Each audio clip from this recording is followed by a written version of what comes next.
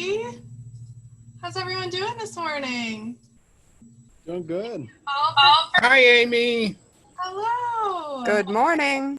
I'm sure we'll have some more people coming in a little bit, but thank you all for being here on time. For those of you who don't know me, I'm Amy Stack. I am the marketing coordinator out of the Glen Ellen office. And if you're not from the area, it's about 20 miles west of Chicago. A couple weeks ago, maybe a month ago, AJ, our director of technology, hosted an impromptu mastermind around creating Facebook ads in Command and what type of content to put in there. A lot of us understand the basics of the manual steps to take, and where we struggle is what do we actually put into those ads to attract our target audience. So that mastermind was really well received, and we've been getting lots of questions. So I asked AJ if he wouldn't mind coming into one of my regular ones, and he graciously agreed. So he is here today.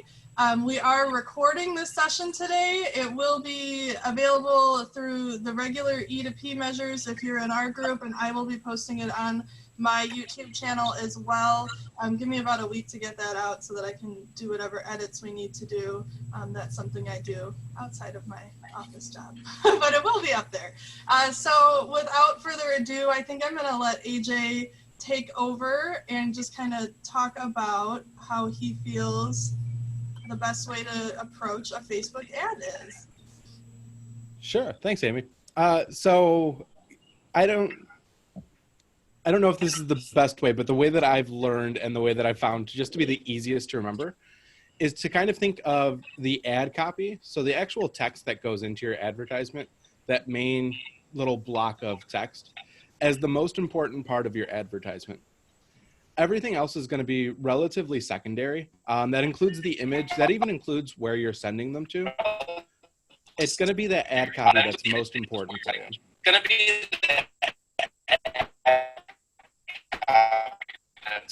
I'm working on muting everybody. I was going to say, is anybody else getting a mad feedback loop?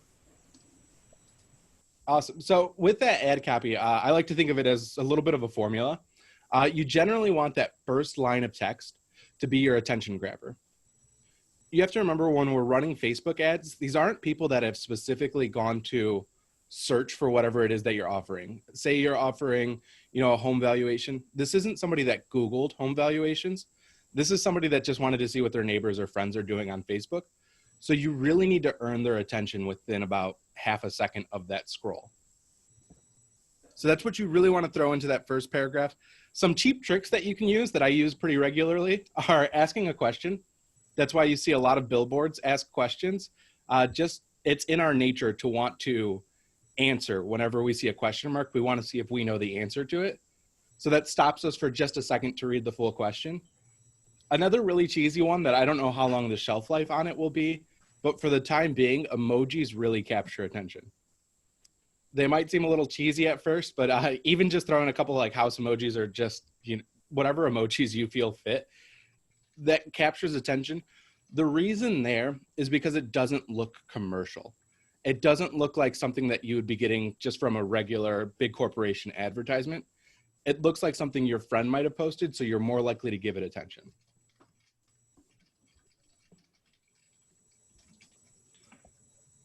That's what we recommend goes into that first line. That's that attention grabber. After that, after you've earned their attention, you have a very small window of time to make your pitch. And so we want to make it very clear what our offer is. So let's say you're offering a home valuation. You want to make it extremely clear that you're offering a free home valuation. So that next line might be something as simple as get your free home evaluation today, or find out how much your home would sell on the open market right now. Just something very clear so they know exactly what it is that they would be getting. If you're offering a list of homes, you would identify what type of homes it is. Maybe this is a list of homes in Glen Ellen under $350,000.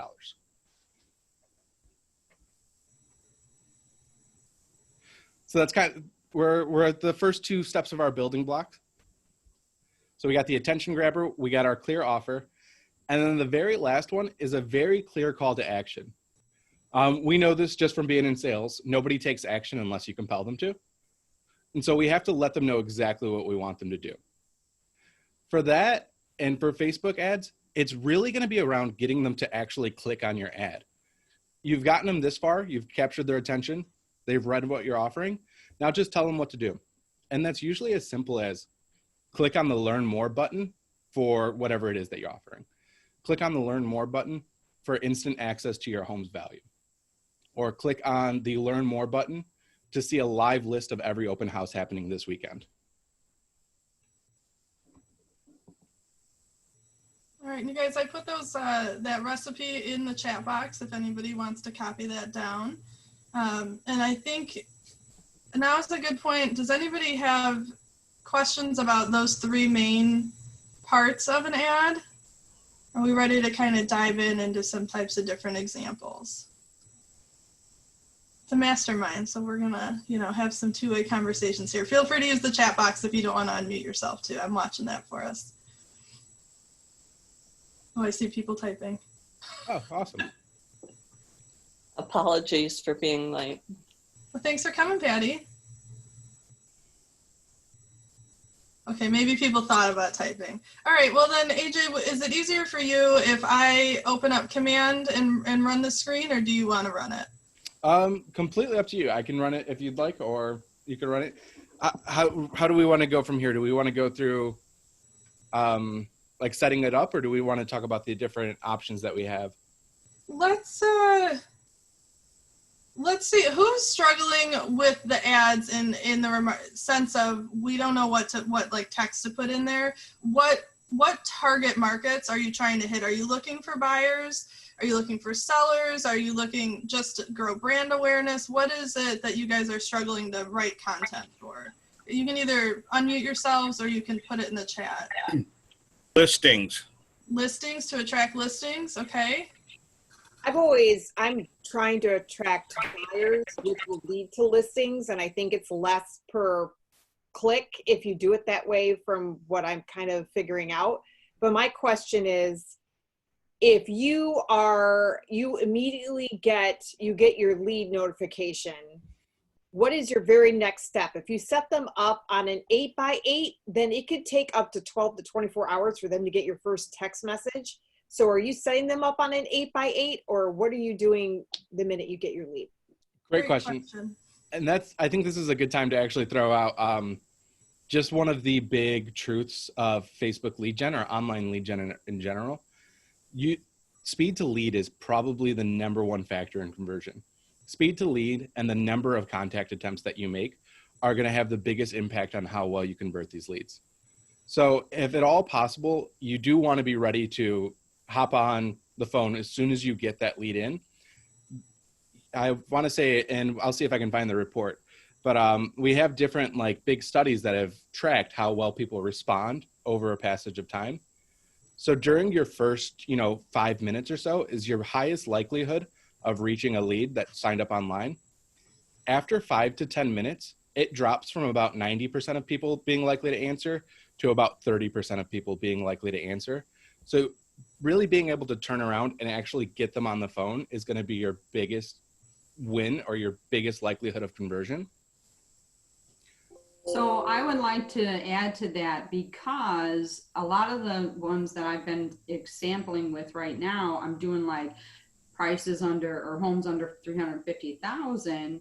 I'm doing a Facebook campaign for that. I'm getting a lot of the leads at 9 o'clock at night, 10:30 at night. I really wish there was a way that there was an automated text that went out anytime. If we could set a dial, 8 o'clock, 9 o'clock at night, that a text would automatically go out to say, I received your information, looking forward to talking to you soon. That way at 9 a.m. the next morning, I can reach out to them.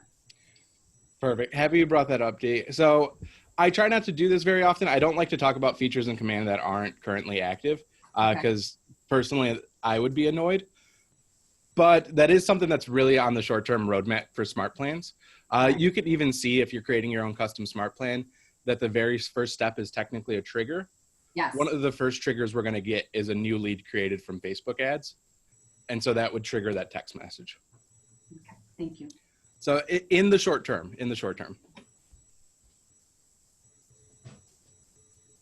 All right, and just so you're aware, AJ, it looks like the vast majority of people in the chat here are looking at how to attract buyers and sellers. We've also gotten a couple, how do I promote my listing? create brand awareness, and then some questions about hashtags too. Questions I about would that? like to ask Ruth what you meant about the 8x8 taking that long of a period of time. I don't Well, quite understand. Yeah, so I was noticing that if if a lead came in, let's say it's noon for some reason, and then boom, I reached out to them and I put them on an 8x8 by 12:02 because I'm sitting at my computer, let's just say.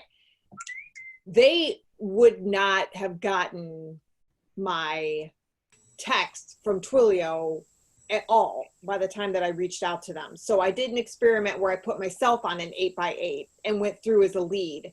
And it was 15 hours before I got that first text. So that's why I'm saying there's no, it depends on network. I think it depends on the network log through Twilio. It depends on all sorts of like factors like that. But coming from at AT&T, like when I worked at AT&T, like we created these programs like Twilio and things like that. So I knew there probably would be a lag, but it's been really bad. Yeah, since you're looking for instantaneous. Yes. Yeah. Okay. Yeah. Thank you for explaining. Yeah, it's just like, Patty, if you did leads through Zillow or Realtor.com and you didn't get exclusive leads and then they sent them out to like 3 people, those who had AT&T versus those who had Sprint versus those people who have Verizon all get the leads at a different time, and it also depends on where tower you're pinging to. So whereas you would get a lead from Zillow at 10:01, somebody else who got the same lead at 9:50 and somebody else got it at 10:15. It's kind of like the same thing. Sounds like Russian roulette. Yes.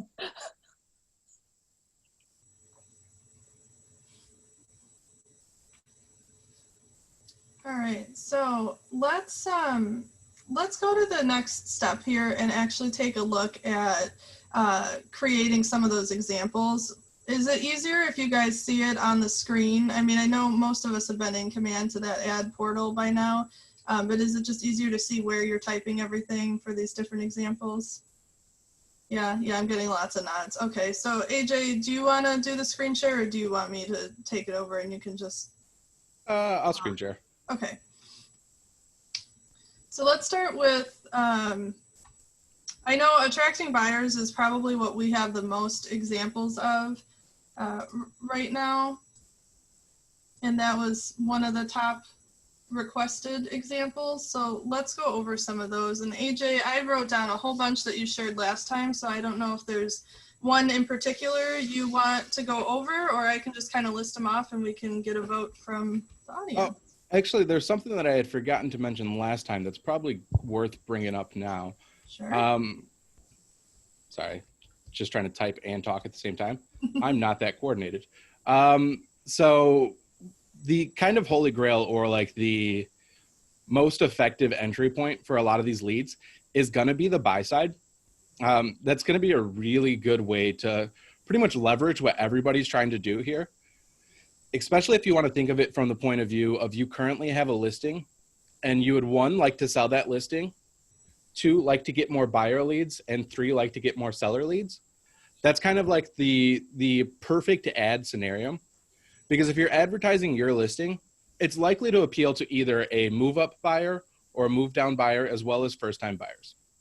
So 1, you're advertising your listing just by putting that ad out there.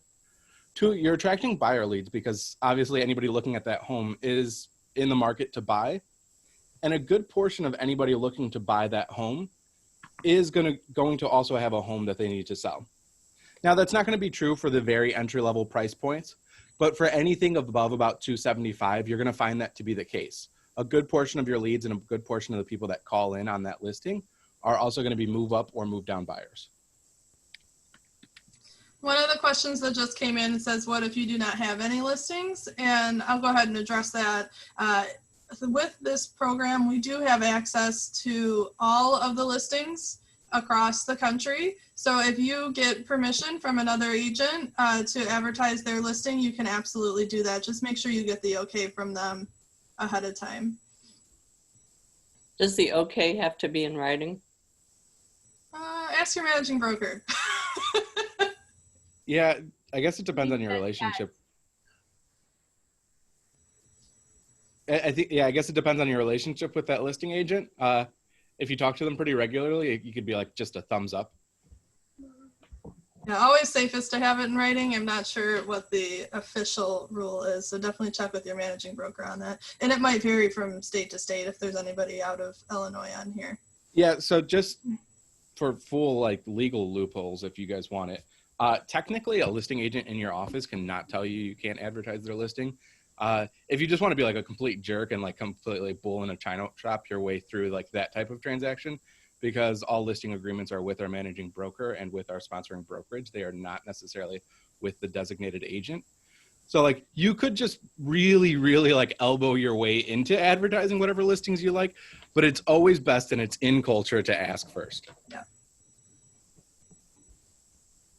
And then one of the questions that came in was if we could address video versus still versus carousels as well. So as we're going through examples, we can talk about that too. Sounds good. Where do we want to start on something like this? Do we want to start with showing how you would select listings? Yeah, let's do that. So for this example, we're going to show how to use a listing. We can do one in the future as well that doesn't go over a listing. We have ideas for that to cover. And this is the same thing you would do if you are advertising an open house. This is the same process you would do to find the property that you're advertising for that as well. Yeah, so pretty much you're just going to plug in the address of the home that you're looking for. If you're hosting an open house for another agent, you can find it under all listings. Most of the time, I would say about 60% of the time, your own listings are going to show up automatically for you right there, so you don't even have to go searching for them. And I'm just going to look through. Does anybody have a listing they want us to pull up? Nope. Okay, AJ's just going to pick one then. Just going to pick one at random. First one with all the listing details. There we go. No clue who this is, but we'll take it. So when you select a listing, it does a couple of things for you pretty quickly. It does bring in as much of the description as it can from the MLS. So if it's something you're not familiar with, or if you just want to advertise this listing, makes that a really quick ad to put together. And it also brings in the first front photo from the MLS. Again, just making that a quick snap to ad. So you guys can see everything on the left is where AJ's going to do the updates, and on the right, we'll get the little preview of how it'll appear to the public.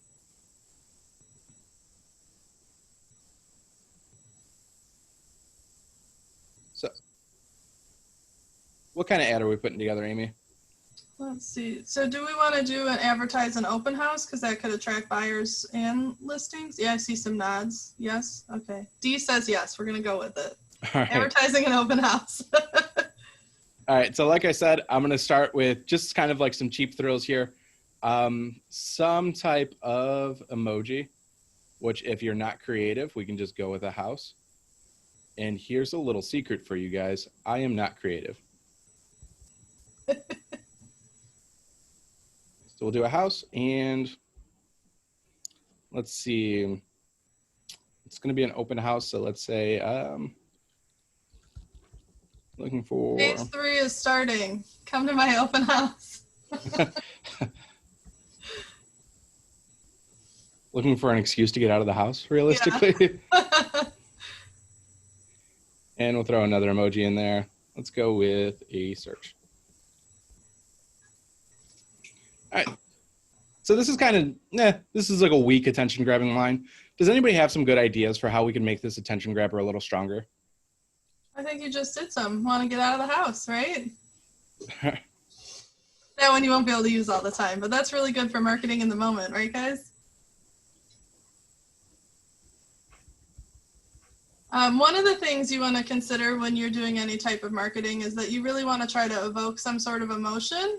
You want to kind of paint a picture and create a story. So you want to make them imagine what it feels like to live in your listing or this property. So you don't necessarily want to say, come visit this beautiful colonial, 3-bed, 2-bath, because those are all over the place. What's going to stand out about this? Is this an entertainer's dream home? Is this, close to parks and walking paths, somebody who's a nature fanatic, something like that? You could use that as kind of some inspiration for your ad copy too, to help it stand out a little bit more.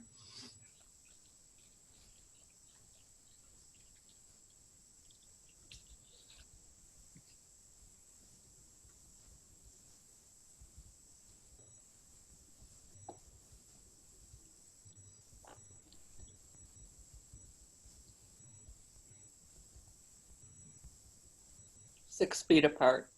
Yeah.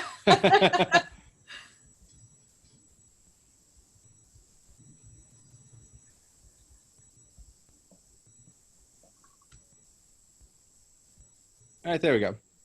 This open house is perfect for entertaining all of your friends that are eager to get out of their house. Sis. So it's a pretty clear. This one's a little obscure. I do mention open house pretty quickly in there, but I can see the lay buyer or the lay Facebook scroller not necessarily knowing what this sentence means. So that's going to be a challenge that you're always going to have and that you want to fight as much as possible. So as our formula, this offer needs to be as clear as humanly possible, but like Amy said, it also needs to be compelling. So if I were to just put, details on an open house happening in Naperville, I don't know if that's compelling. So you do want to find where you're going to fall on that side of the fence.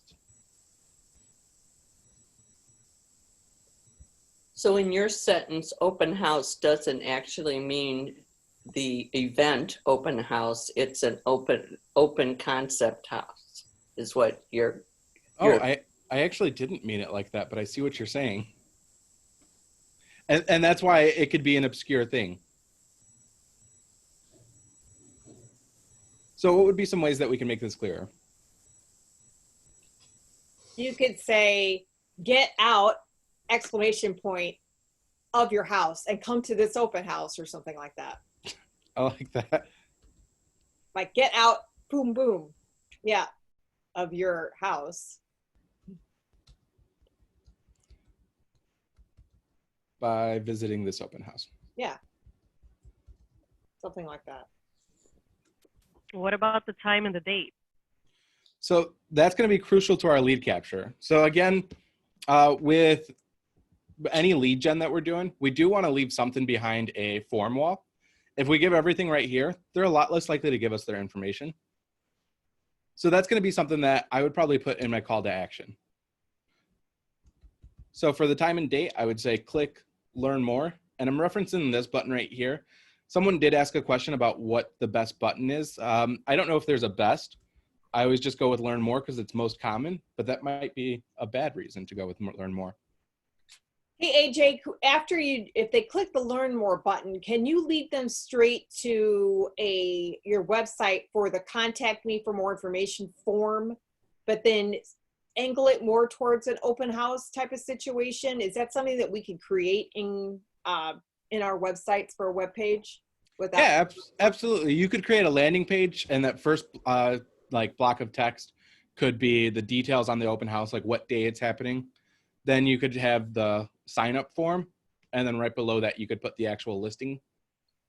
Yeah, because would you want them to do the sign up form before you tell them where the open house is? And then will that then trigger, like if they filled out their information from Facebook? So if you click learn more, then Facebook captures their information, right? And then that gives you the lead, correct? Is that the right workflow? It gives you the lead, and then they will go to your page, and then it'll say, this is the information for the open house, right? That's a correct workflow, correct? Correct. Okay. For the call to action button, do you think it's better to do the learn more or contact me? So I actually don't think that there's a big difference between them. If you do some split testing and you find there to be a different answer there, feel free to let us know. I was just going to suggest that too. One of the things you guys have to keep in mind about marketing in general, whether it's through this Facebook ad or you're on Instagram or, off of social media, is that you definitely want to create some test groups. You can do the same ad in 2 different platforms. You can do an ad and tweak the language. You can do an ad and tweak that button and just run some tests next to each other to see what's performing higher for you. The great thing is that you guys can cancel running these ads through command. So if you see that you're not getting a lot of interactions with it, you can stop running the ad and put that money that hasn't been spent into a different spot. Would you recommend then for like ad, not necessarily an open house ad, but any other type of ad? Like usually they're like recommended $30, 10 days. I usually do $10, 10 days to test as like test ads. Is 10 days, you think, too long for something like that though? So, Go ahead. just some really fun Facebook math for everybody. As you're determining your budget, first of all, huge disclaimer, your budget is your budget. I have zero opinion on how much money you spend on Facebook ads. I don't think there's a correct answer. I think there's just what you're comfortable with.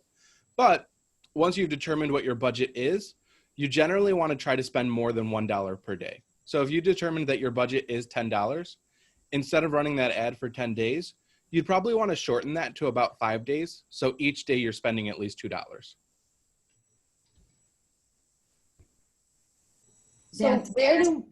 That's what I found has worked so far. I first started doing it for 7. I'm now doing it $2 a day for 5 days. Awesome. So I'm new to Facebook, and this might be a silly question, but why is that? All right, so it's not so much a silly question as much as it's just a convoluted answer. So what Facebook does is advertising is cheap in the morning because before about 9 a.m., not a lot of people have logged on to Facebook. What they want to do and what Facebook's goal is for people, for 2 things. They want people to stay on Facebook as long as humanly possible and really get some value out of being on Facebook. They also want you as an advertiser to see results so that way you keep coming back to Facebook with your money. So before 9 a.m., when you're paying for impressions, and that's kind of the unit price of Facebook advertising is impressions, those impressions cost a little bit less. They cost about 60 to 50% of what they would normally cost. And what Facebook's trying to determine is the people that are seeing this ad, do they like it? Do they find it relevant? What could happen, and what does happen for a lot of people, is if during those morning hours, Facebook finds out that your ad is relevant and people do like to see your advertisement and it doesn't scare them away from Facebook and you're actually getting results off of it, then Facebook's going to show that to more people for a lower cost for the rest of the day. The reason that you want to be spending more than $1 is because what can very well happen is during that morning test, you can blow through your entire $1 budget for the day. And so if you do get the benefit of discounted impressions for the rest of the day, you have no money to spend on it. But when you are launching something in command and then it's already going and you're at $1 a day for 10 days, because I'm throwing stuff at the wall to see what sticks, there's no way for me to go in and adjust that in command then, correct? It's running and that's it. You can't, at that point, you've blown your wad. Correct? Yep. Okay. Right now it's more of like a Hail Mary than a guided missile. Okay, cool. Thank you. Cool. Very vivid in analogies today. I try. And while AJ is typing in here, I'll just remind everybody that at the point in the ad when it asks if you want your button to go towards a lead capture form or directly to a website, you're always going to want to choose that lead capture form. That will automatically populate with their information. They can choose to update it, but more likely than not, they're not going to. And that it makes it a little bit more likely that we won't be getting those fake contacts like Joe Schmo and Mickey Mouse. That doesn't mean that they can't change it, but doing that guarantees that you're getting some sort of information before you send them to that ultimate location. Meaning if we send them directly to that information that says when and where the open house is, there's no reason for them to give you their contact info. So by doing that lead capture form, it requires them to give you some sort of information before they get the information they want. May I ask one question about that, Amy? Sure. So I'm to understand that the information that goes into the lead capture form, isn't that what they already have set up in their profile, their email address and their phone number? Correct. Yeah. So it's the information that they use for Facebook. So if they have something outdated, you know, if they don't update their profile information, it could be old info. Or like I said, they do have the option to go ahead and update it. So if they really don't want us to have their information, they could put something fake in there. It's just nice that it's already populated for them. The vast majority of people are just going to click, yep, that's it, and move on. So actually, a relatively recent learn of mine is we really benefit from being the small fish on Facebook. You know, even the highest paying realtors like aren't spending as much as, you know, like Purple Mattress Company is on Facebook. And so the big benefit that we get is if anybody ever goes in and overrides that form. So let's say, I guess let's stick to the mattress company. Let's say they were offering an advertisement where I would get, you know, a couple $100 off my next purchase. If I really wanted to make sure that that information was going to the right email and going to the right phone number, then I'm going to override my old junk Facebook information with my correct info. And now that's the information that Facebook's going to autofill every time I click on an ad in the future. When you are having it do a lead capture instead of go to your website, does it automatically put those leads in Command and on the Facebook? Okay, great. It does. Great question, Hunter. I just want to point out it's 10:30, so I want to kind of get through this kind of tutorial part so that we can talk about some more of the ideas. So I think we're almost done here. And sure. Yeah, I can blast through the last couple steps if that helps. Yeah. Sure. So just like what we were talking about earlier, after we finished off the ad text, we're going to do the ad media. That's where you're going to choose to add an image, a video, or a carousel. So in order of effectiveness, a 15-second video is going to be your best option. A carousel is going to be your second best option. And a single image is going to be your least effective option. Just the more engaging it is, the better. Likewise, when you're actually choosing the image or you're choosing the video, never choose like an HGTV looking video or like a very stylized photo of a home's exterior. People can tell when it doesn't look like it's local. So try whenever possible to use an actual local photo or a local video. And you're going to want to limit your text on those images as well. However, when it comes to video, if you have any talking in the video, if you can do some sort of text, almost like subtitles on there, that is really good for engagement because typically on Facebook, the volume doesn't automatically play. A user has to initiate the fact that they want to hear what's being said in the video. So when you put a URL in there for the video, could that be just a virtual tour, like the pictures to music from Virtualist maybe? Yeah, the video doesn't have to have somebody talking in it. It's just if it does, having that text on top is a good bet for you guys to have more interaction with it. So, and it's either an image or a video. It's not both. Correct. Correct. Okay. So I'm going to go ahead and save that for ad media and we'll just keep moving forward. But it's only 15 seconds too, so a virtual, you know, musical tour won't fit in there. Right. So what you might end up doing is just doing a shortened version. So you'd ask your videographer or your photographer, just give me a short clip of this. Run through the house, buddy. Yeah, like just sprint on through there. Could it be as you're walking in the front door? Would that be, you know, have that as the 15 seconds that it shows? Yeah, of course. Or if there's a really cool feature in the backyard or something, it could be anything. And again, it doesn't even have to be something about, in this case with the open house, you'd want it to probably be about the property. But if you're doing something for some of the other ideas we're going to be talking about, like, you know, maybe getting a list of some sort or how-to tips or something, it doesn't have to be a video of the property. It could be a video running through tips for home buyers, you know, first-time home buyers or something like that. Yeah, we've all had really ugly listings. So it could just be a video of the neighborhood. Yeah. This house is in a great neighborhood. Let me just remind you. All right. So now when we're configuring that Facebook ad, this is where a lot of the questions come up. You are linking your personal page when you link to Command, but your personal page manages all of your business pages. So if you only have one, it's just a really quick selection there. And this is where we're talking about using Facebook's lead gen form. So this is what we talked about, where if somebody's ever filled out an ad or a form before on Facebook, this information auto-populates for them, and all they're hitting once they've clicked on Learn More is the Submit button. That's how we can, one, get a higher quantity of leads, and occasionally, based on their history, even get a higher quality sometimes. Now, your follow-up destination URL, I like to think of as keeping your promise. This is a great way to just get off on a good foot with your clients, or get off on a good foot with your leads.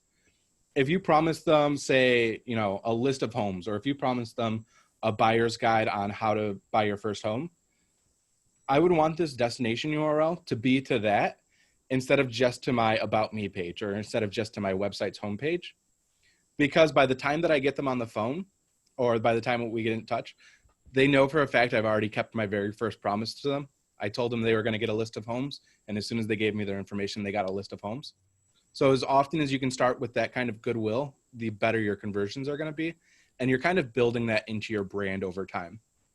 One of the daunting facts about Facebook, or just online leads in general, is you're not going to contact about 50% of these people. You're going to have them come in, and you're not going to be able to contact all of them.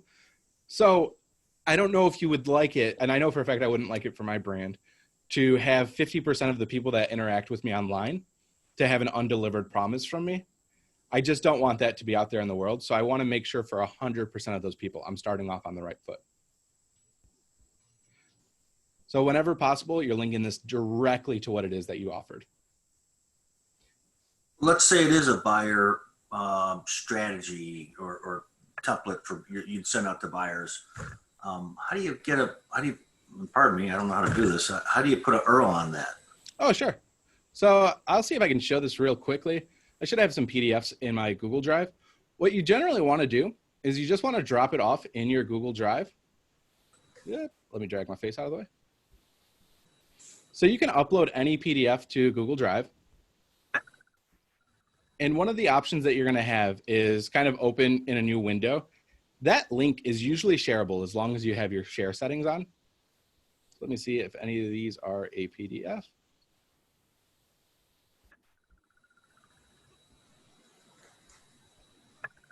None of these are, so let me go ahead and...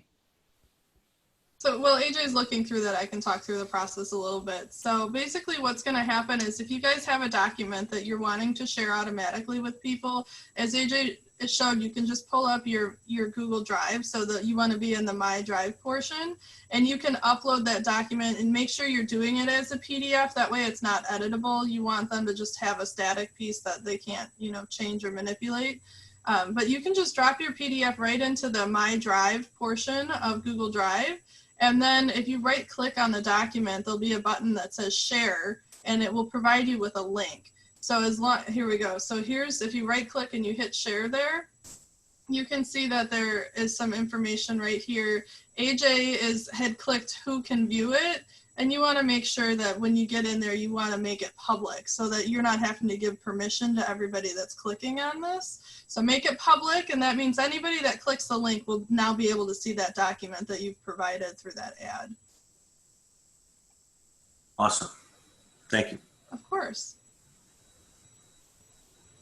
And that's really going to come in handy with some of the other ideas we're going to give you for attracting different target audiences. Can the PDF be like a multi-page guide, a home buying guide or whatever? Yeah, absolutely. So this is just whenever I do showings, I try to bring in all of the information and tax records. So it can be a multi-page whatever. Yeah.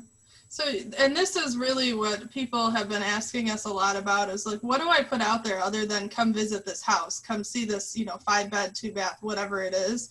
And some of those things are giving information like this. If you're looking for investors, you can offer a distressed property list, kind of like the We Buy Ugly Homes thing, but on the flip side is we can sell you an ugly home so that you can flip it, right?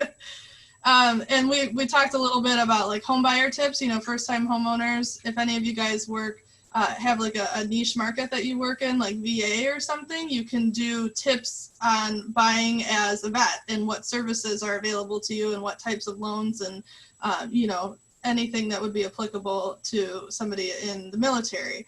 So you can come up with any of these things. And you saw AJ just took something he downloaded right from the MLS. You don't have to spend a whole bunch of time making it look beautiful. They want that information. You can spend the time later, just get it out there for now. Just do it. Start getting these leads in so that you can work on converting them. And as you're getting more and more accustomed to using this stuff and knowing what you want to be putting out there, then you can go ahead, make sure you're putting your contact information on it and stuff like that. But it doesn't have to be, a professionally developed piece that's going out. Love that. There's just so many good options there, and you have quite a few at your disposal already. Like, there's no need to start from scratch with any of this. You do a little bit of rip off and duplicate with the stuff that you find that works or that you like, and just make it your own. That's usually going to be the easiest bet. Yeah.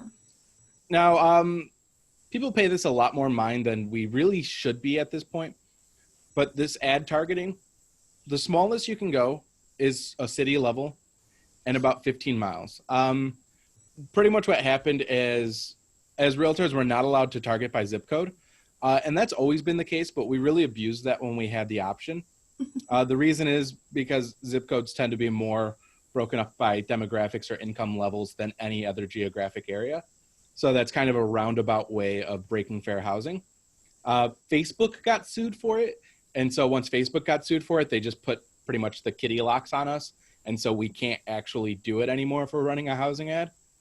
So that's kind of why we have come to this restriction where it's a pretty wide geographic area. Same with some of our expert targeting interests. The ones that I've been told, and this comes from Lori Ballin and Nick Baldwin, that are best to retarget to are websites like Zillow, Realtor.com, Homes.com, I believe, also has a big Facebook following.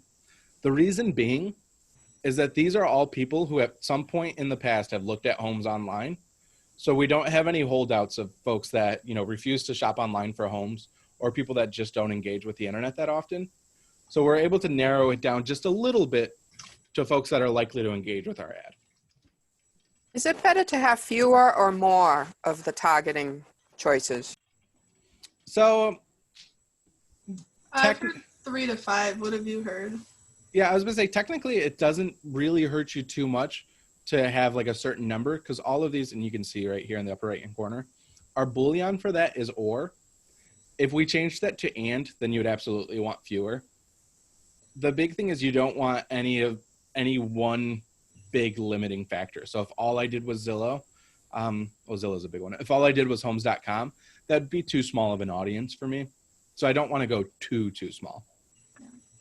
I was reading something where they suggested that everything should be like apartments.com, Zillow, Trulia, Realtor, and then furniture.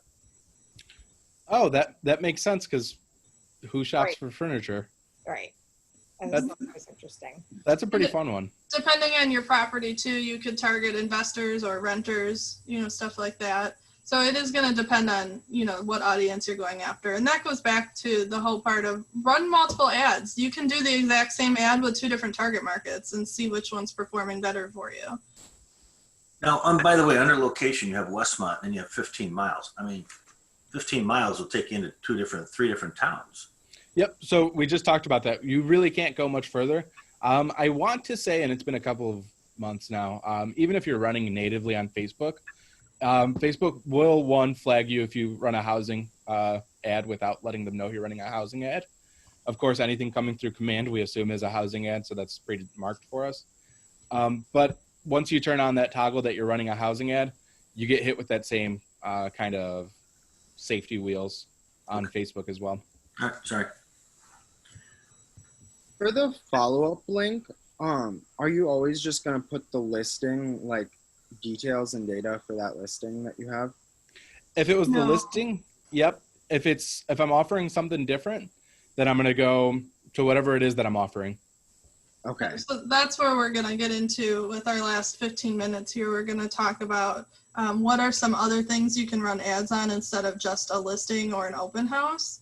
And that's where that whole thing comes into play, where you can put a PDF in, or if you set up a search on your KW website and save that search URL, you can put that in there. So it's already pre-populating information within a certain parameter that you're then advertising. So if you're looking for homes in a certain zip code and in a certain price point, you can set those filters up on your Keller Williams site and then use that URL to put in this ad, so that people, after they submit their information, it will take them to that filtered search automatically.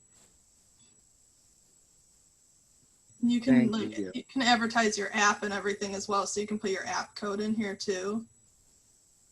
Or if you're doing, seminars or anything, first-time home buyers, something that's geared towards people that are gig workers, they get paid in cash a lot, how you can help them, an investor workshop you can advertise.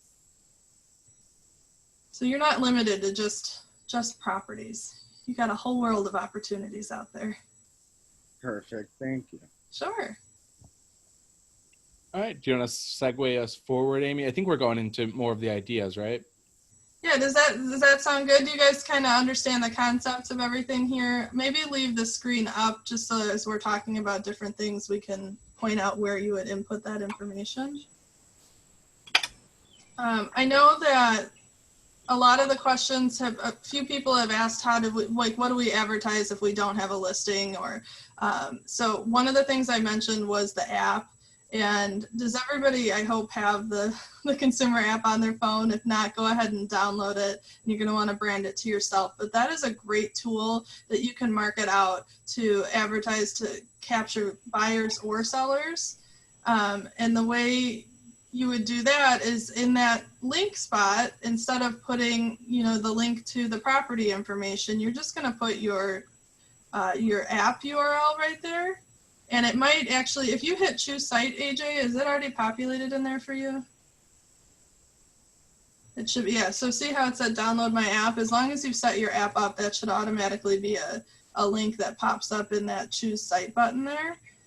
And there's also a ton of graphics and designs that you can use to advertise that app as well. So you don't even have to come up with the graphic for it. And the way you do that, I actually stole this from AJ, is you just pick a feature that you really like about that app and you talk about, you advertise it out to the public on why it's cool and why they should be using it. And that's what you would put in the copy of your ad and get people to download that. Then not only do you get their information for hitting that learn more or get app or whatever the call to action button is, but then you've got them using your branded app as well. And Hey, Amy? Their usage in command. Yeah. I'm sorry to interrupt, but one thing that came up, I was talking to Noelle about that. I was under the impression that if somebody clicked on the link for the app to download it, I would automatically get their information into command, and that's not the case. They can still download it and view some of the features, but if they want to use the extra special features, then they have to sign up for an account. Is that correct? So if they click the download app from the ad, you will get their information because they filled out that lead capture form. If they are just going in to download your app and they are not logging in, you are not guaranteed their information. People can use the app without setting up an account. In order to get their information, they must set up an account on the app, and that's how you can see what they're looking at and when they're active. Did that help answer that question? Thanks. Little caveat on that. So I'm playing the long game on that one, Diane. Yeah. So I do run some ads for my app that I don't require them to sign up on the Facebook lead gen form. And yeah, most people don't create an account right away, but I believe it's about 90 days or so. It might be a little bit longer now. If they create an account within those first 3 months of having the app, and pretty soon, eventually ever, they're going to become my lead at that point. So it's kind of like planting seeds for me. Like they might not be signing up today, but if they ever sign up in the future. Also, even anonymously, if they decide to ask for information, I'm the agent that they're asking for information from. Great. Thank you so much.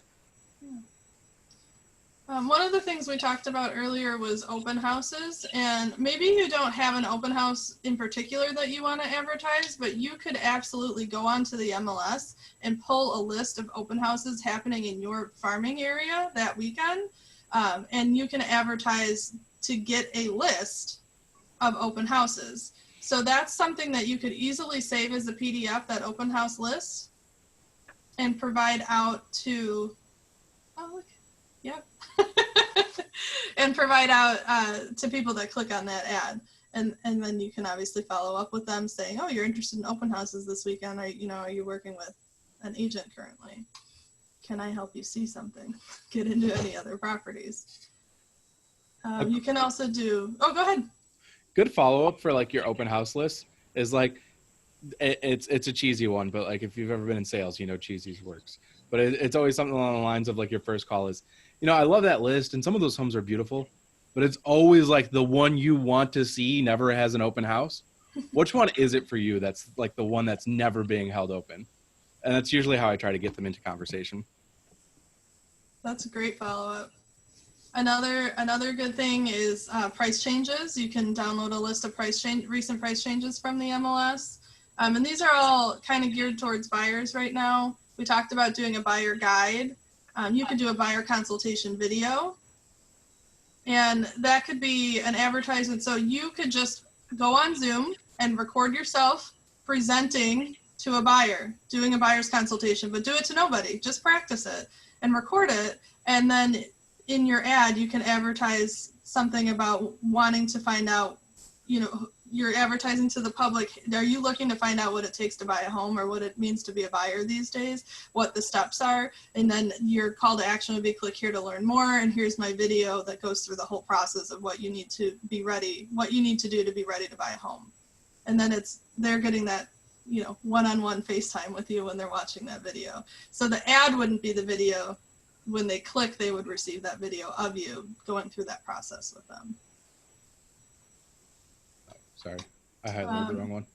Keller, that's okay. Keller Mortgage. Oh, see, AJ's got our list up here. So since he's got the list pulled up, if you guys see something you want more details on, you just shout it out or put it in the chat. But Keller Mortgage is a great one. You don't need any properties to advertise Keller Mortgage. A lot of people are doing refis right now.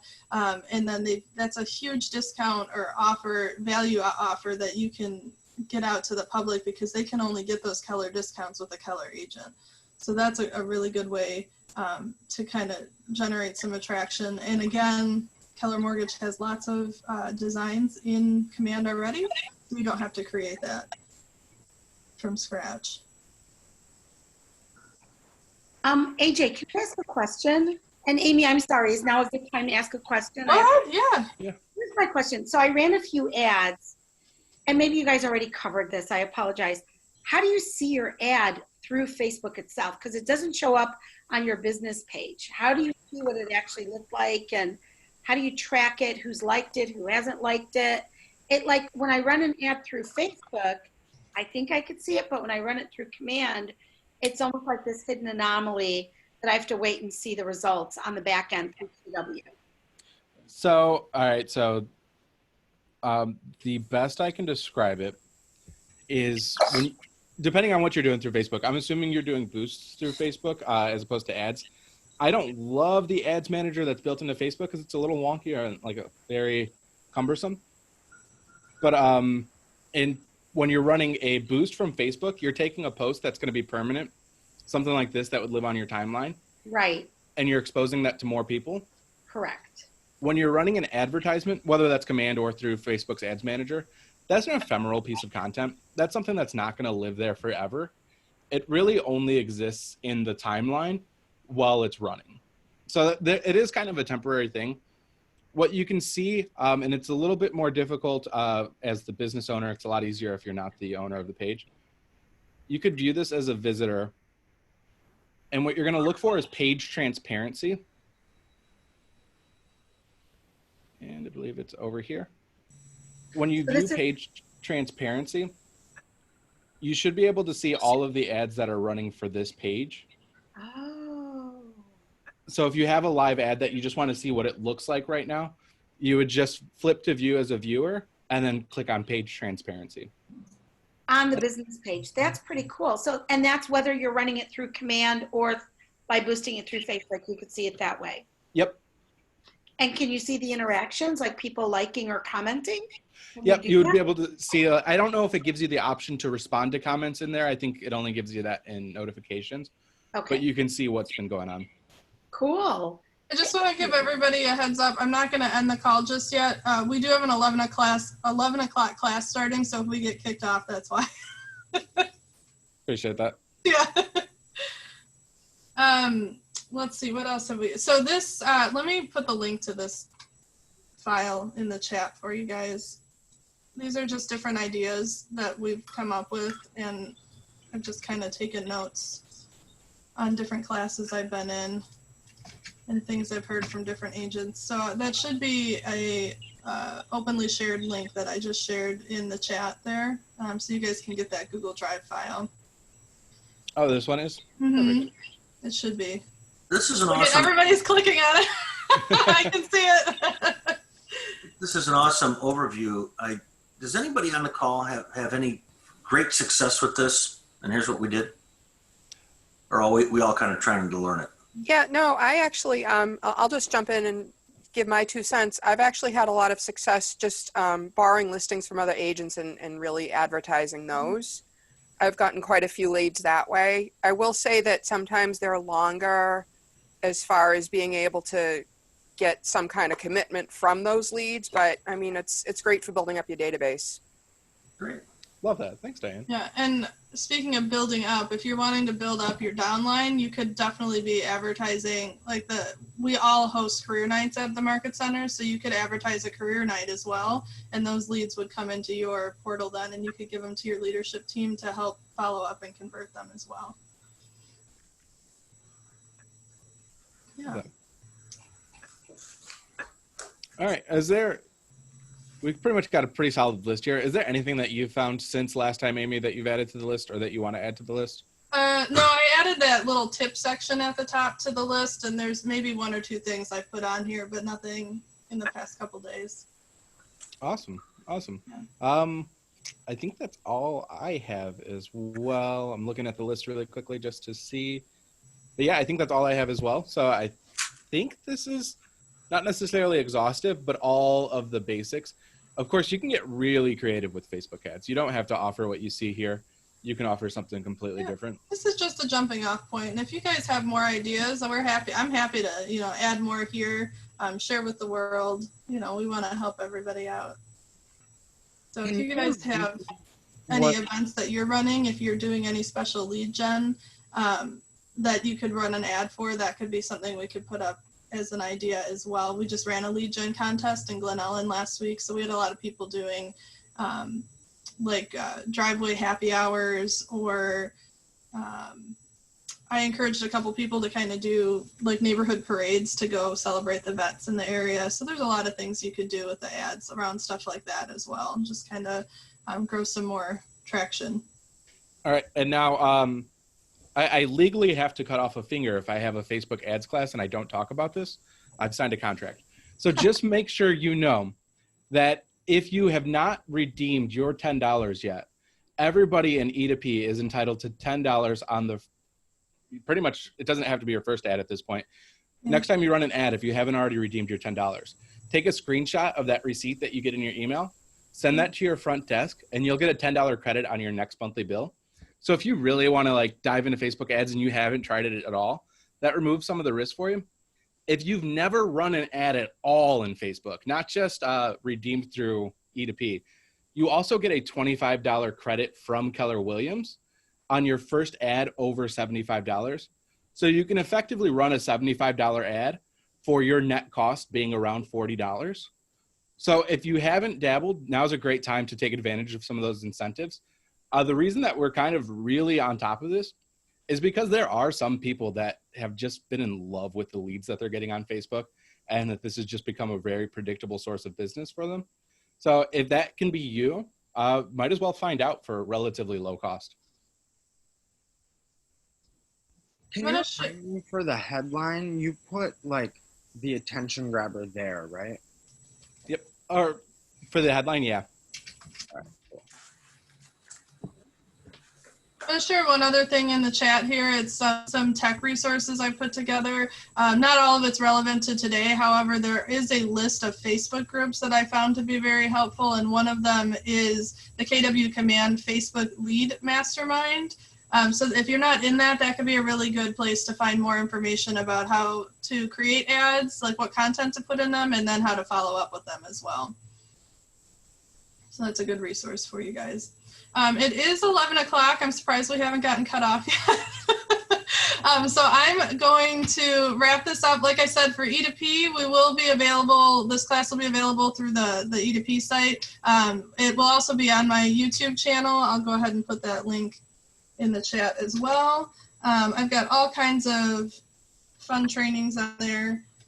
And you guys can follow me all over the place. It's The Social Stack. You can Instagram, YouTube, LinkedIn. I just started a blog, Facebook. Find me, I'll get you connected. We'll get you the class information. It was awesome. Thanks, guys. Amy, where is the list of the Facebook groups you were saying? So I just put it in the chat, and it's labeled as tech resources. Let me put it in there again. Okay, I didn't see it. There we go. There, now it's at the bottom. Okay, thank you. Sure. Thank you guys all for coming. Like I said, any ideas you have for other masterminds, I do a mastermind every other week that I lead. I think my next, I don't know if we have a topic for the next one. Is the next one June? Yes. Okay. Sorry. Had to think about that for a second. So I'm doing, in June, I'll be doing a Facebook business mastermind and then a YouTube mastermind as well.